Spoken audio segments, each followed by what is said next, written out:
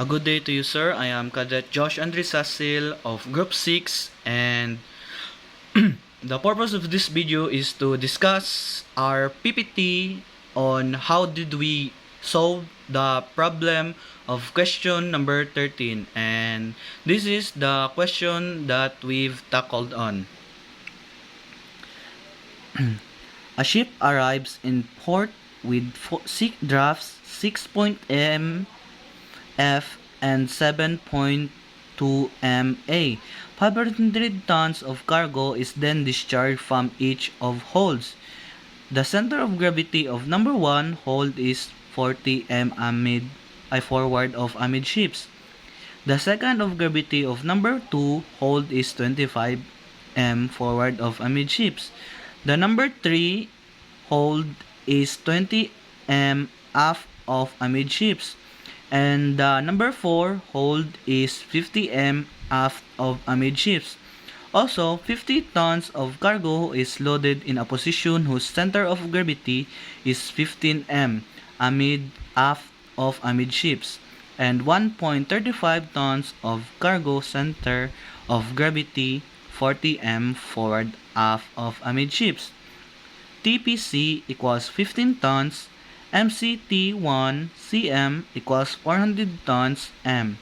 The center of flotation of amidships, finding the final draft. So we will find the final draft to this question. And in order to find that, we first need to solve the total cargo discharge, and later on we will solve the bodily rise in order to get the drafts to get the final draft. So first, in the question we draw a ship to label the 4 cargo holds that we need to discharge of the 500 tons. So cargo 1 hold 500, and also number 2, which is hold 500, and number 3 is also 500, and number 4, which is also 500.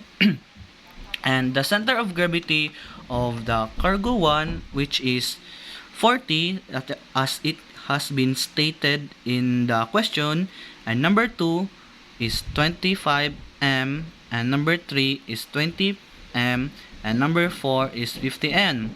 And the and the 15 meters, which is also 50 tons, are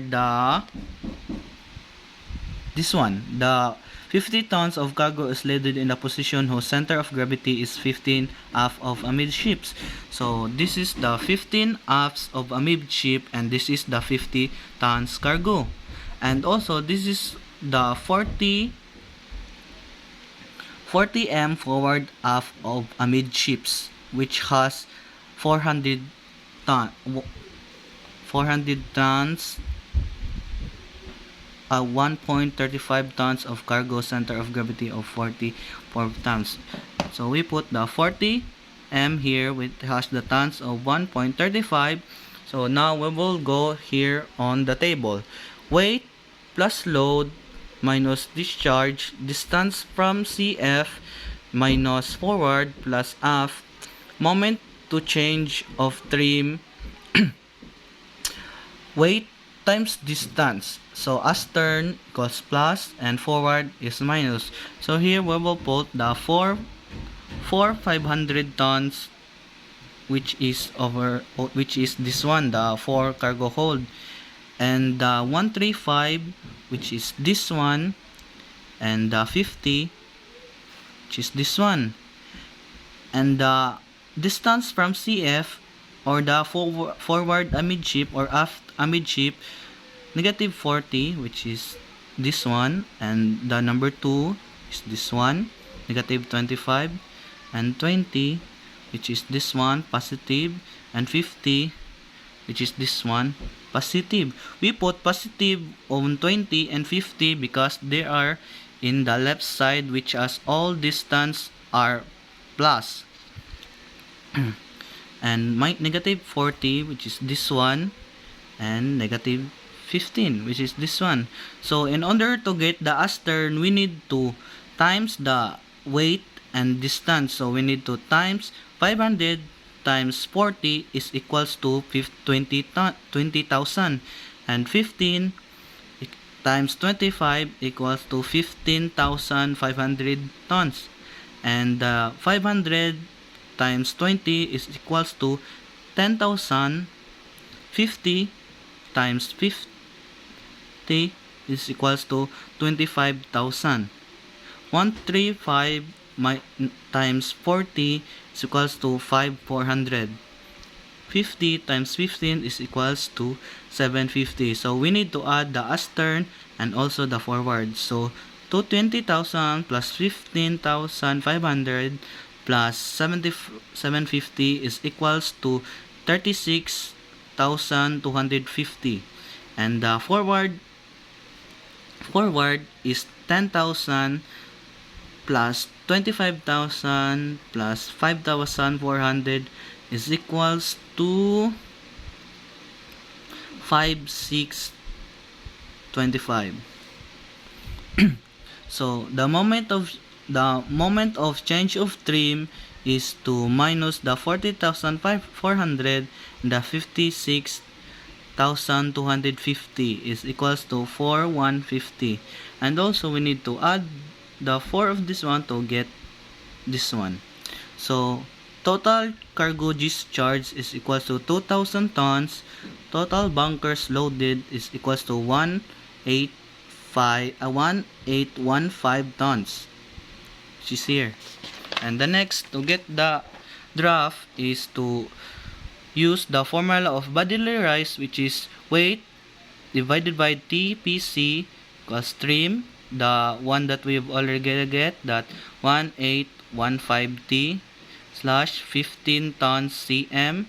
Bodily rise is equals to 0.121 m, and then the final answer is 0.12 m. So that we get the bodily rise. Next is the change of trim. So the formula of it is change of trim, moment of storage trim, MCT1 cm. So we've got the 4,150 T m divided by 403 T minus m 1 cm. Change of trim is equals to 10.37 cm by the FID. So the change of draft aft is equals to 1 minus angle times change of trim is equals to 1 half times 10.37 is equals to 5.18 cm. So we need to put the decimal to the left side, so we would get 0.51 m. And next is the change of draft.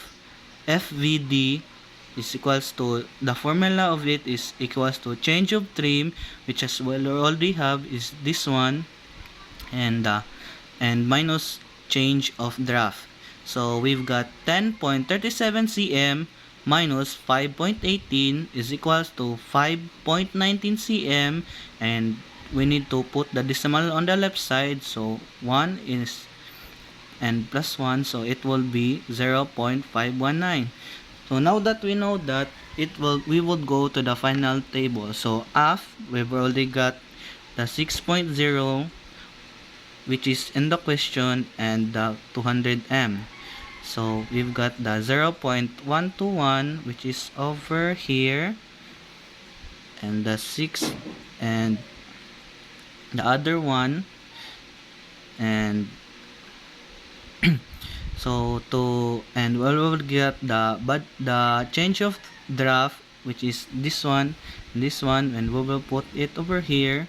And to get the new draft, we need to minus the 6.679 to this one to get the 6.16 m, and the FVID is the 7.007 m minus to 0.519 is equals to 6.61, and that would be our new draft to our question. And that would be all. Thank you.